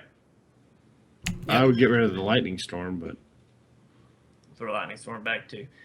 It's a toss-up. If he's playing Patron, Lightning Warrior gets rid of that first, or Lightning Storm gets rid of that first Patron. We are only running one Lightning Storm, so yeah, that's why I would. That's why I would like to see it later, because early on we can handle the early threats with things like Totem Golem and Tuskar Totemic. Now, because this is a warrior, I'm really tempted to go ahead and forego playing the Tuskar on turn 3 and get the Totem Golem out now to develop that Totem Golem and skip kind of turn 2 because 3/4 is a little harder for him to handle. It's going to take 2 resources to get him. So, and that's 2 shots from a Fiery War Axe. 2 shots from Fiery War Axe. It's also a shot from Fiery War Axe plus an Execute if he feels like he needs to get rid of it early. So yeah, I'd coin out the Totem Golem. I'm going to and play the other cards we got was the Fire Elemental, the Thunderbolt Valiant, and we drew into Tuskar Totemic, which will be good for us on 3. Right. And so if he does throw something out too crazy, we do have a Lightning Bolt that we can deal with it if we have to. Right, but it's very important to save until you know whether or not he's playing Patron because Lightning Bolt is a Patron killer. And he did go with that Fiery War Axe that we talked about and took 3 to the face. So what this will probably end up being is a total of 4 damage because he'll probably armor up next turn and hit it again. I could cast Lightning Bolt if we go to face now, that'll be 7 total. 7 damage total. Right, but that was damage we were going to do anyway. I'm talking about damage to him and just removing it, which is why I felt like, oh, Cruel Taskmaster, that works. But see, this still doesn't really tell us anything about what his deck really involves. Not yet. So I think here, because I don't know what it is yet, and Feral Spirits are very, very, very bad against Patron, I'm going to go ahead and throw the Ferals out. It's going to overload me for 2, which means next turn I'm pretty much just going to Totem and pass. But maybe it will give me some insight into what kind of warrior I'm facing. Because as of right now, I still don't know, and I don't feel like the Tuskar Totemic is going to tell me. I like that idea. Yeah, because like we say on this show, don't forget to use your hero power. That's right. And actually, in this deck, hero powering is very important because you want your totems on the board as much as possible. And it's good to know the more you use your hero power, the higher chance you'll get the totems you want to get, because there's 4 different totems, and if you have a totem out, it won't put that totem out for you.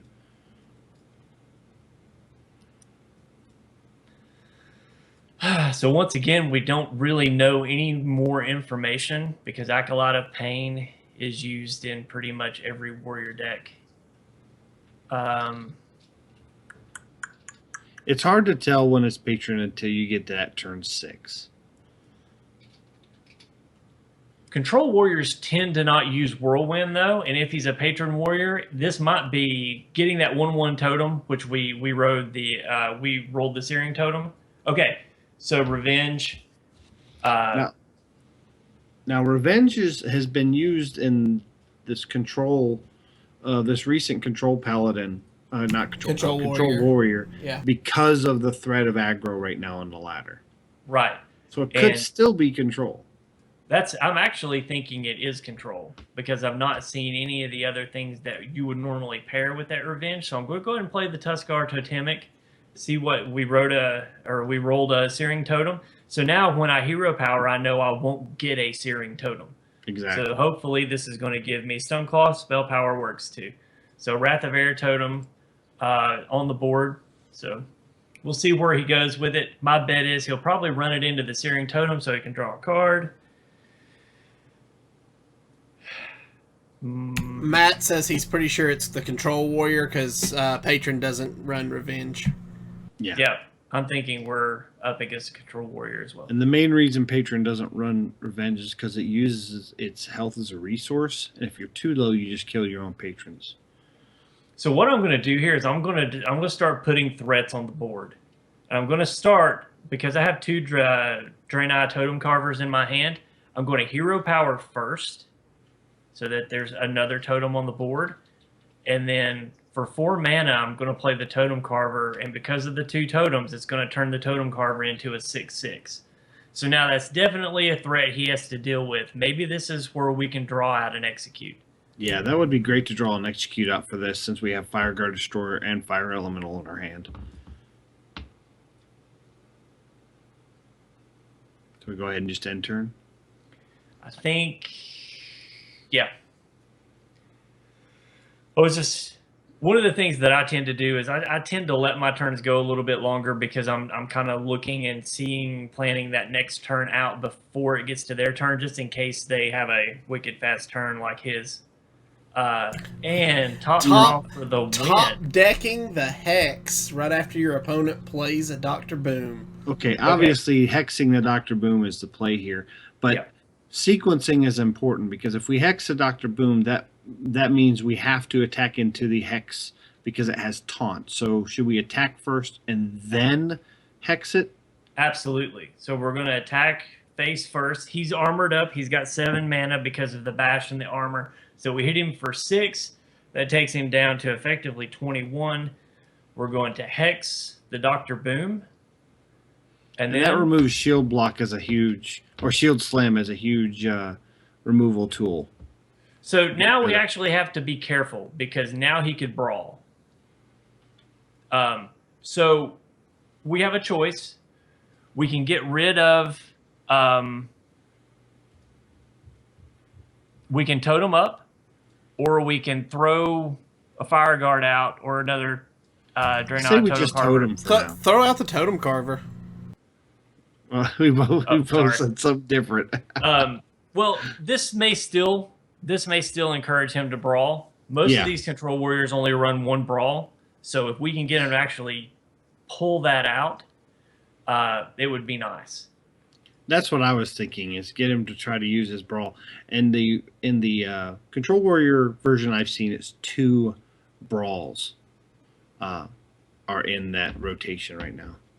And I think he's trying to draw into that brawl. And we hope these go to face. First boom bot goes to face. For 2, and that's not bad. Yeah. Second boom bot goes to face. For 1. For 1. That's great. So 3 damage out of the 8 possible. Yeah. And so now this is definitely going to encourage him to because I've got the healing stream totem on the board, it's going to encourage him to use a removal tool on this totem carver before it gets to full health. There's the dead Death spot. spot will be the play. So he'll take 6 to the face for attacking into the totem carver. He'll armor up and pass the turn. So Do we push pressure by fire elemental to face at this point? yes. Obviously, he'll have to hit it with his face to clear it because he obviously doesn't have an execute. And you just top decked another Earth Shock. Would you think Earth Shocking to remove the Hexed Frog? You don't No. need to because the death spite will kill it. But That's what, true. But what I'm thinking is the fire elemental is definitely going to draw the executor death spot, but he can't kill the Thunderbluff Valiant with just the death spot. That's And true. it allows us to attack this turn. That's true. I didn't think about that because the inspire effect will allow you to attack with the totems, and I didn't catch that. Yeah. It's a good call. So now we You go ahead and use one of these lightning bolts to his face to. Yes. Okay. While we still have the spell power totem, we'll go ahead and lightning bolt to the face. Now that puts him on the clock because technically we have lethal next turn. Yep. Yeah. He doesn't know it yet. But we're sitting, if he doesn't clear the Wrath of Air totem, we're effectively sitting with 7 damage direct to the face in our hand. Yeah, he almost has to have the brawl. Yeah. If he doesn't have the brawl, he's probably dead this turn. He could possibly use another revenge to clear the board, but that still puts him in a bad spot. Yeah. There's the There's brawl. There it is. He had and that came from the left side, so he didn't top deck that. He's just been holding it. I'm wondering if he only is running one brawl, and that's why he's been conserving it. Yeah. So now he hit the totem, which was a 2/2. He's down to 9. He'll armor up, which is 11. So we no longer have lethal, but that's okay, because this turn is when we play our Fire Guard Destroyer. Now, Fire do we just do that in hero power? That's what I was going to do, and then next Okay. turn I was going to play Fire Elemental and Draenei Totem Carver. I like that. Well, we won't be able to do that because we overloaded by 1. Oh yeah, that's right. So maybe that's not the play here. I mean, if we fire elemental hit his face, he'll be at 8 before armoring back up. He'll have to deal with that fire elemental. Yeah. So we'll Fire Elemental to face. And hero It's- power. Pretty And much we'll hero the same. power. 5 damage is still out of his range for most of his weapons. Right. So now he's got to find a way to deal with the Fire Elemental. We have a Healing Stream Totem on the board. And we were overloaded one mana that turn, so I only had 8 to deal with.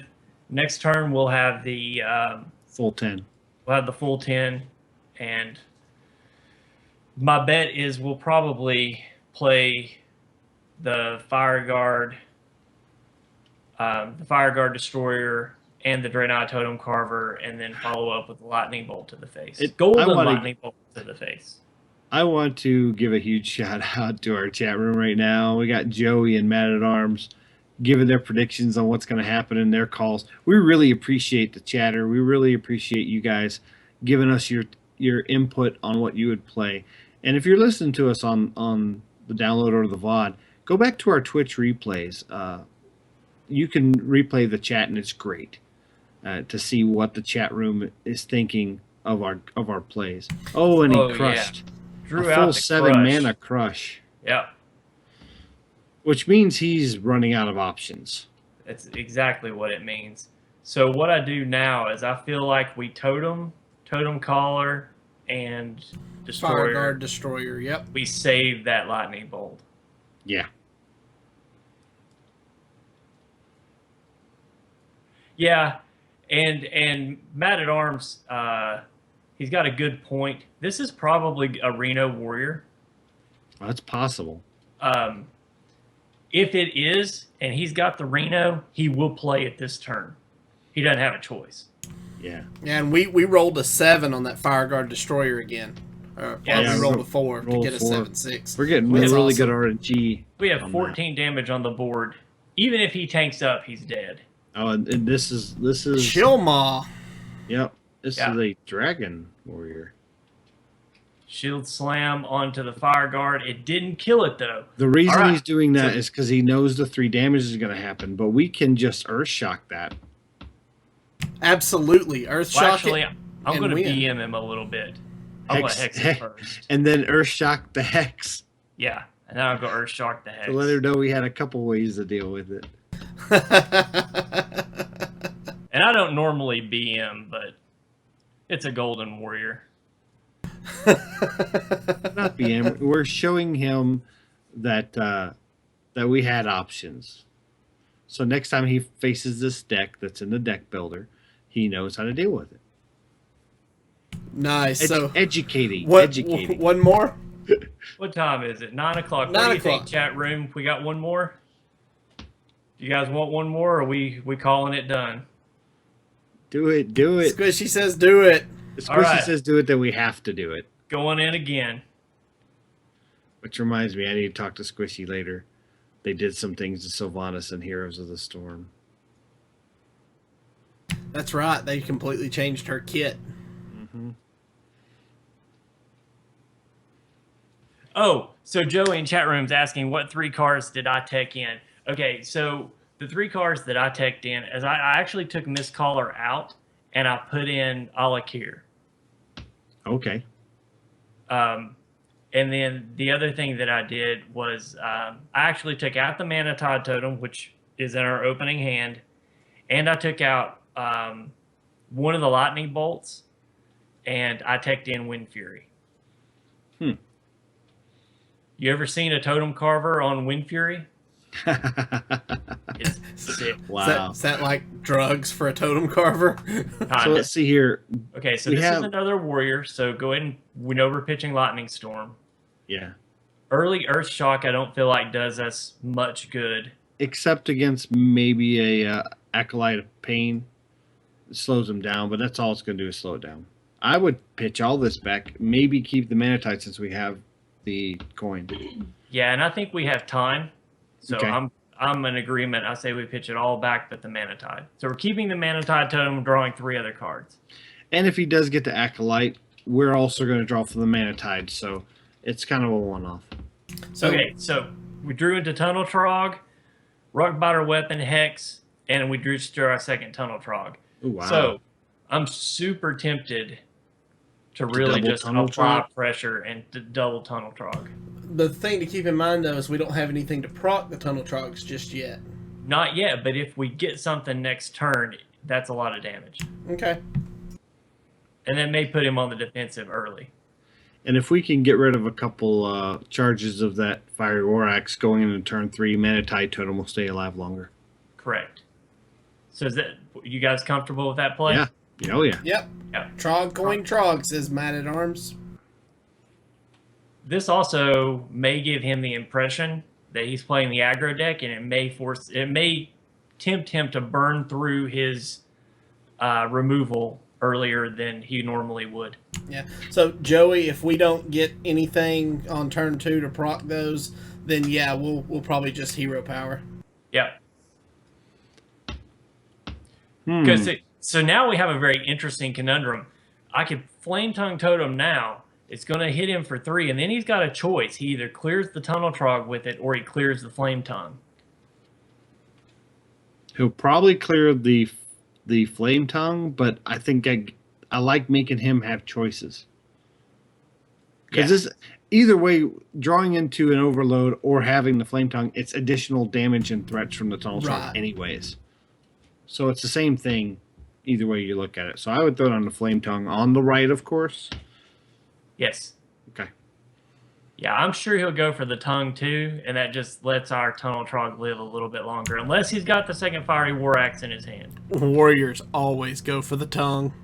Ha ha. That's all right. Shamans always give him the tongue. Wow. All right, we're going south here. A well-timed bash really worked well for him. But we got what we wanted. Fiery War Axe is out of his hand, and now Bash is out of his hand. So when we put Manatide Totem on the board, it may stay a round or two. And he may have the other Fire Axe or another Bash. Now, if you remember correctly, Bash has been used in the Smork Warrior that we debuted with in episode 20 with Hearth Coach Fred and Dan. So this could be Smork Warrior. I have faced him quite a bit on the ladder, pretty much the exact same deck that we showed. Okay, so he played Death's Bite. He Death's Bited into the Mana Tide, so it did only survive the one turn. We drew a Lightning Storm, which doesn't help us. Right now in our hand, we have Rockbiter Weapon, Hex, Thunderbluff Valiant, Lightning Storm, and the Mistcaller. And this is one of the reasons why I removed the Mistcaller from the deck when I made my changes, is it does tend to be awkward in turns, drawing it either before or after this turn 6 tempo play. So this is actually a really awkward turn for us. We have nothing in our hand that costs 4 mana, and we don't really have anything to interact with on the board for him. So this is probably going to be a totem pass, and we just burn 2 mana. And hope he clears this totem. My bet is he goes to the face and lets the Death Rattle clear it. The Whirlwind, which is fine, but we want to get that weapon out of his hand. Searing Totem. He's at 10 armor, 26 health, and he is saving it. Okay, so we just drew into the Doom Hammer. We do run 2 of them in the deck. So that's not bad. If we Doom Hammer, we can't Mistcaller next turn. If we Doom Hammer, we can't Mistcaller next turn. And I like to use Doom Hammer on the turns that I can use it with Rockbiter Weapon, because there are acidic swamp oozes and Harrison Jones. I am seeing more and more of Harrison Jones, especially in control top decks. So what I think the play here is that 3/6 health on the Thunderbluff Valiant is so hard for a warrior to get rid of with just one thing. I think we go ahead Thunderbluff Valiant, and we're not going to be able to hero power, but it's going to put that threat on the board. What do you guys think? I like that, and it may bait out a execute. And we do run 2 Thunderbluff Valiants, so if this one does get cleared, we have another one in the deck. Shield Slam?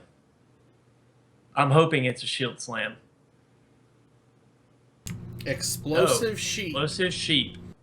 So once again, having to use 2 cards to clear my 1. And that's, in my mind, that's a value trade. That's a creative way to deal with that. So now, really is. Actually, Mistcaller is a great play here, because I can't really do anything else except Doomhammer and Rockbiter, which it's a little early for that. So I'm going to go ahead and Mistcaller, and now that's another 4 mana minion that he had, or another 4 health minion that he now has to find a way to deal with. Yep. And Mistcaller is great on an empty board because it still gives you an advantage on an empty board. This and look is at that Control Warhound. Warrior. Yeah, this is Control Warrior. So that puts a whole different perspective on things. Now at 6, I can't play my Thunderbluff Valiant because he will just clear it. You'll get 1 turn worth of value. And if this is control, we need Thunderbluff Valiant. That Thunderbluff, I was saying, Thunderbluff Valiant is a 7 health minion. Oh, it's 7 now. So you can't kill it with Gorehowl. Oh, that's right. Because of the buff from Mistcaller. But he will... Good call, Avantes. What do you think of Doomhammer and just Totem to make him try to use the Gorehowl on a Totem? Yeah, I think Doomhammer Totem is the way to go here. Because he's in this game for the long haul. Right. Obviously. That way, when we do play our Thunderbluff Valiant, we're getting immediate value. And if he uses Harrison Jones on it, he's going to burn cards because he's got 5 and he'll have 6 and it'll make him draw 6. Right. So this is actually not the turn to Harrison it if you're playing the Control Warrior. You're at 26 health. You're probably going to armor up. It's not going to cost you anything to clear this Wrath of Air totem. So it's tank up time. Now, normally I wouldn't waste a hex on this, but I don't want to use my rock biter. I want that Wrath of Air totem to stay. And we have two hexes, so we can We have afford. 2 hexes in the hand. So you think hex, clear it with the Doom Hammer and go face, and then Tuskar Totemic, Tuskar Totemic. or either order, but those are the 2 cards we'll use. Yep. And I'm going to play my hex from the right so that he knows that I just drew it or that I drew it recently. So that way I'm protecting knowledge that I might have a hex on the left. Gotcha. So he'll think, oh, he top decked that or drew it in the last 2 turns. So he doesn't, and he didn't use a hex earlier. He hasn't really given us any targets for hex, though. He hasn't, but I'm not moused over it either. True. That's a great target for it. And we're using these charges off the Gorehow to lower that damage so that the Thunderbluff Valiant can stay alive longer, possibly, right? Yes.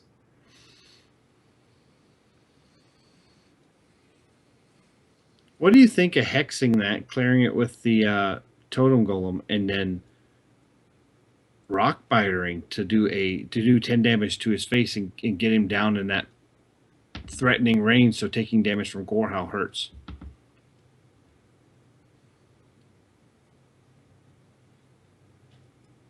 I mean, he So got you're rid of the saying- smaller. He got rid of the smaller minion with his Gorehow, so he doesn't want to take that damage. So how about, yeah, you're talking about running the Totem Golem in, hitting it the last 2 with our Doom Hammer, and then clearing the ooze with the Doom Hammer, right? Well, I was thinking hexing the sludge. We've got Gotcha. health to play with too, though. Yeah, we do. That's true. I like that play then that you called. So Let's go ahead. play with our health, and let's give him a target. Let's give him something else to really... Ooh, the Go fire after. card. Yeah, that's 7 health, and then totem, and then done. No, not going to totem just yet. Hmm. I don't want to draw him into a brawl just yet. Okay, make him think we forgot to. Oh, Sylvanas. great call holding the hex. Great call holding the hex.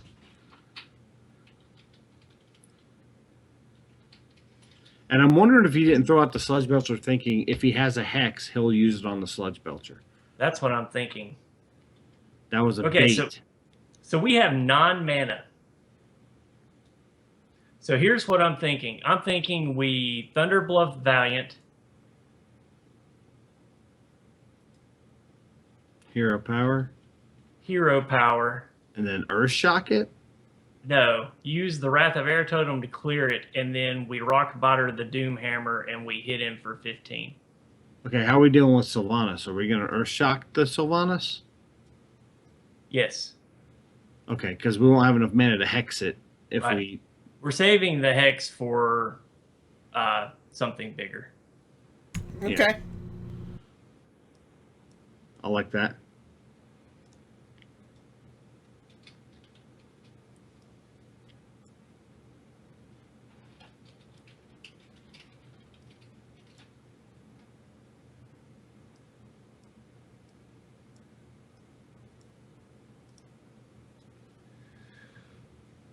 So that puts him on the clock. He's at 12 health. He'll tank up to go to 16. He'll have to use Sylvanas and the Gorehowl in conjunction to clear something. Yeah. Joey says this is probably where he brawls. Yeah. Yeah. And there it is.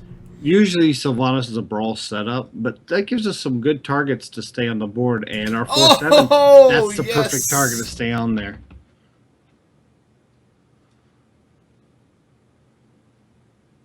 He's looking at killing that over 2 turns.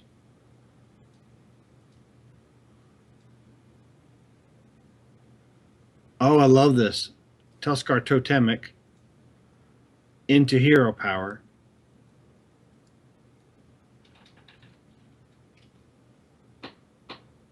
Oh, that was perfect. Yes. Okay, so now we can clear the Death Lord and get another minion on the board if we Lightning Storm. We'd have to roll high on the lightning storm. Yep. No, yeah. No, yeah, we'd have to roll at least 4. Or we could just hex it. I think Hex, this might be your Hex target. Yeah, we don't need But to. we still don't do any damage to the face. Most of our minions that we have in the deck that are going to do anything have battle cries, so putting them on the board isn't really going to help us too much.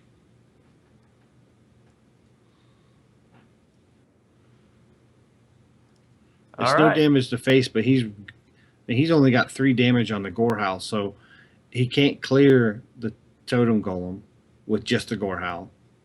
He'll almost have to clear the Thunderbluff Valiant and then do everything he can to armor up. Yeah, so he cleared Thunderbluff Valiant, puts him at 8. He'll have to tank up for sure. He can't, I mean, even if, regardless of what else he casts, he has to get armor this turn. So it's got to be shield block, bash. Oh, Reno Jackson. Reno works. Was it Mad at Arms that called that? That was the last warrior we played. Well, the Flame Tongue's good. Yeah, might as well Lightning Storm to see what kind of damage we have to deal with. Oh, wow. Good rolls.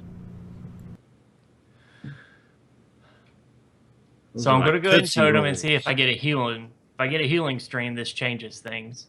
No, we didn't. But I didn't. So I want to keep my 5/4 healthy as possible. So I'm going to clear. I'm going to lose the Tuskar Totemic anyway, and I'm going to lose the Wrath of Air anyway. Yeah. So I might as well just go ahead and clear with them. Do we throw out the Flame Tongue, or do we just hold it? Because it's a 1/4 Flame Tongue, so you can't clear it with the Gore Howl.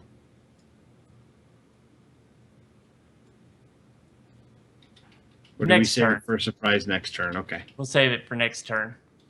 Because what I would like to do is actually put it in between 2 totems. And that keeps the totem golem out of BGH range. And there's the Alexstrasza. Well, never mind. We're going to be using it to clear. Well, we'll need 1 more damage. Alright, so here you need to hero power, throw out the Flame Tongue, and then cast the... Yes. Of course, if you can't kill the Alex this turn, Alex may just kill the totem. Say we just go to face. That's fine. If they trade, if he trades Alexstrasza with the totem collar, I'm okay with that. If he doesn't have the additional 6 damage, he has to clear something with Alexstrasza.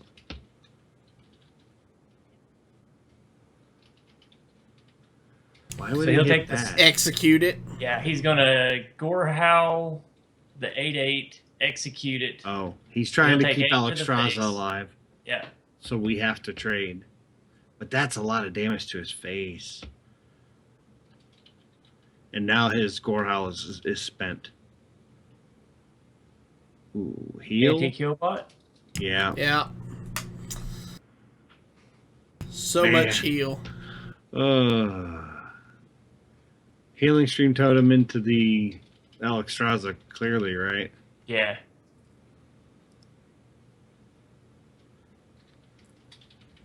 That will help a little. That helps, and that'll keep our Fireguard Destroyer alive. Yeah, Fireguard Destroyer. And it's good to know he has 12 cards left, and we have 11. So in the Fatigue War, he's up by a card. But he also has the tank up ability.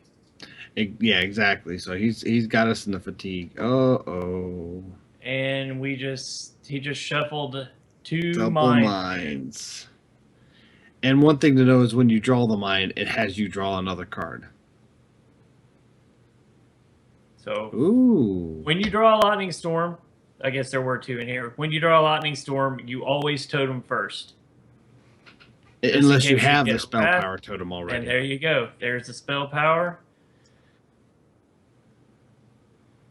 Roll See high, what we roll high, roll roll. high. We did. Yeah. Whoa. Can't clear. Gonna have to clear. Yeah. Should we have not done that in the reverse order? I know it would have killed off our Flame Tongue, but it would have left the fire guard. Oh, it wouldn't have mattered anyways. Big game hunter. Yeah. So now we're both top decking. Yep. But I will Go ahead and lightning bolt that. lightning bolt him. Lightning bolt Now- the BGH. Yeah, and then lightning bolt the attack. BGH and attack with the 2 totems and totem up and pass. Because we got to get pressure. Yep. Ooh, the And- healing. That's not bad. The reason why we use the lightning bolt on the big game hunter was because we want the sustained damage of the Wrath of Air totem at 2/2 over the course of a couple of turns. Do we save that feral spirit to see if maybe he has another weapon?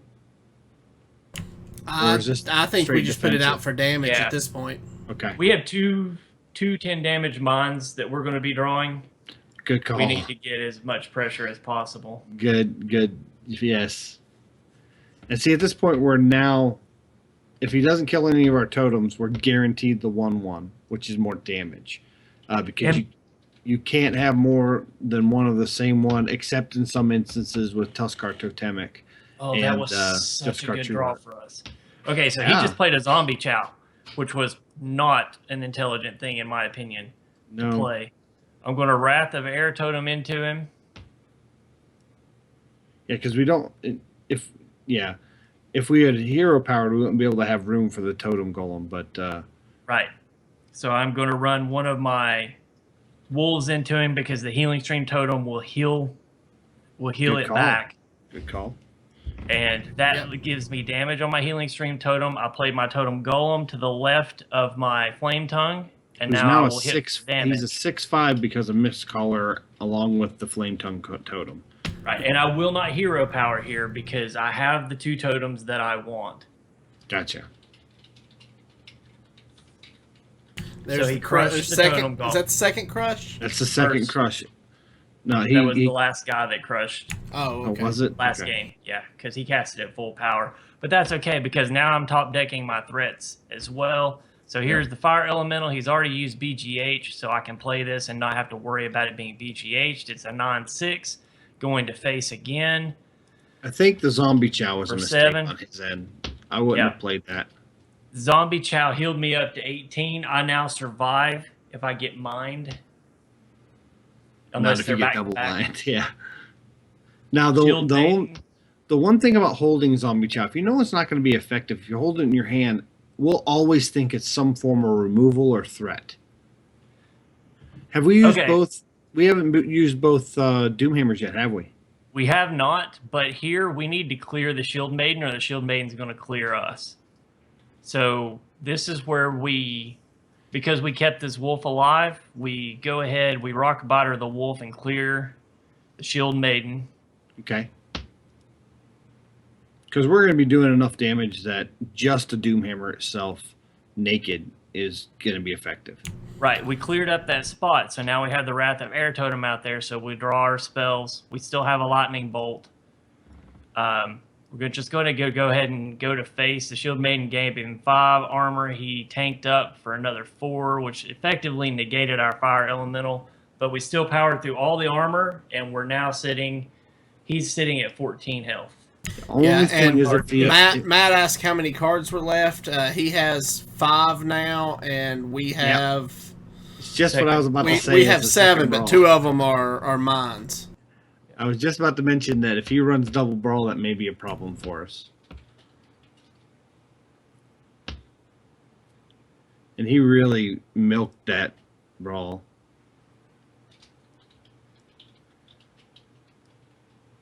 And I'm just working to keep his armor down at this point. Yeah. Because has he used any shield slams No, or shield bash? he's not bashed yet. He may not run it. He may run the regular bash. Oh. So I drew the Totem Carver, went ahead, used my Hero. hero power. Because you want to use comes your hero into power play. first to buff up that totem card. Right. It's That's now a a 10-8, which means we have lethal on the board. No, No, Not just not short. quite. Yeah. we're just short. It's that tank up. Yeah. Are we He has 2-0 with 2 this deck so turns. far? We are Yes. 2-0, yeah. He has Problem 2 we're running turns. into is we have 2 out of our 5 cards are mines. If we draw them back to back, We're dead. yeah. Yeah. So this ain't looking good for either I'm of us, surprised really. that we've not seen a Gramash yet, which makes me think that we probably either burned through all his activators early, or he hasn't drawn into it yet. Well, he had no cards in his hand for the last couple turns. Abomination. That's an interesting tech. Yeah. It's great against aggro, Well, which is prevalent right now. we do still have 1 Earth Shock available. Oh, yeah. And even if we hit a mine, we might draw into the Earth Shock. Okay, so we're going to go ahead and take out this Abomination, which is going to take out our 2 totems anyway. So what I'm I'm going to take do out is the Flame Tongue. I'm going to run both of my totems into it. That's smart. Oh, I forgot that the other totem would get buffed up from the Flame Tongue. That way we still get the 10 damage to his face. Yeah, so we're still doing 11 damage to his face.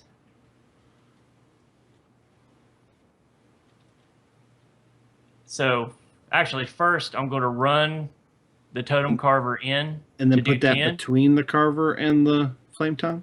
Right, and then I'm going to put the Totem Golem between the Carver and the Flame Tongue, so that next turn it gets the damage and it's balanced out. So now he can't just execute the Totem Carver and We have 4 cards. 2 Yep. bombs. 2 bombs. No, that'd be a horrible way to lose when we have lethal. He's thinking to himself, draw the bombs already. yeah. This is a really good game. If he's got Gramash, Oh! What? Ah! Oh We're no! guaranteed to draw it next turn. and then We're both dead. both Oh, both cards well in the played. deck are bombs. Well played. Well played. Wow. That's amazing. You know what? I am totally okay with losing that way. And the second revenge. And the execute. Man, Shield Slam. There it is. He saved. Boy, he was mathing it like crazy. Bomb. I've never lost a game that way. Wow. What a game. That was amazing. If you're gonna lose to something different, right? We went 2 and 2 and 1. 2 and 1. Yeah. And our one loss was epic. Yeah. So, closing thoughts on this deck. Is this a successful recipe deck that Blizzard has put it in? Okay, so I've played all the recipe decks now, every single one of them. Wow. For every single class. This, in my opinion, is far and away the best recipe deck. I am a Shaman player, though. It fits in my playstyle. But from my point of view, I feel like it competes at a level. If you play it the way it's supposed to be played, if you play it the way it's supposed to be played, I feel like it competes at a level just a little touch higher than the other decks in both consistency and mid-game and in-game power. Okay. Awesome. All right. Well, guys, I think that'll do it for us for this week. You guys have any non-deck related closing thoughts? Zero? Well, kind of deck related. Next week we plan on doing Paladin. I'm not sure which deck we're doing yet. We'll mention it on Twitter before we go live next week, and we're gonna have a special guest. So make sure to tune in next week at 7:30 p.m. Eastern Standard Time to see our special guest next week. And we'll give some teasers before next Wednesday. And wish me luck pushing for Legend tomorrow. Yeah, man. Good luck. We're hoping you get there. We're watching. We're watching. It's tiring. Up or out. Oh yeah, I'm sure. I really wish I had one of those wonderful Need for Seat chairs. That would make this so much better. But one day I'll get one. Yes. So, real quick, one of the things that we need to add to the website is our battle tags. So, we'll be getting on that. We meant to do that a while ago. Is our battle tags and our Twitch IDs. I think you both have your Twitch channels up. Has mine been updated yet? We will now. That was I don't something know if mine's up yet. I can't remember if we discussed that. We definitely do share our battle tags on our Hero Power Facebook group, and to be part of that Facebook group, just have to be a patron. I think the minimum $1. Minimum month. is $1 a month. Gets you into our private patron Facebook. And we share all of our battle tags on there. We also do share them live on the show here. And we will definitely put our streams for Twitch on the website when we start streaming more regularly. Our Twitter handles are on our website under the About Us page, so you can find it there. All right, I guess that'll do it for us this week, guys. If you have any questions or comments about the show, please email us at heropowerpodcast@gmail.com. Do us a big favor and hit that subscribe button on YouTube if you haven't done so already, and give us a follow on Twitch to be alerted as to when we go live. Also, like Zeroshio and Versika were just saying, remember to check out our Patreon, because once we've hit our first milestone, we're going to start giving out a minimum $20 a month prize to one lucky patron who backs us. For more details on that giveaway, check out patreon.com/heropower. And as always, guys, good gaming. Bye-bye.